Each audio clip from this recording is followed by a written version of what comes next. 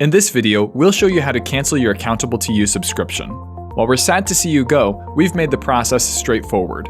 To begin, please log into your account on the Accountable to You website. Once you're logged in, navigate to the top right corner of the page and click on your name. From the drop-down menu, select Account Settings. Then click on Manage Account. On this page, click the Cancel Subscription button. After providing optional feedback, you will be asked to confirm your decision. Your subscription may be canceled immediately or scheduled to cancel at the end of your current billing period. You'll also see an option to delete your account completely. Please keep in mind that this is permanent and will not allow you to reactivate or recover any information from your account. Click the Final Confirmation button to complete the process.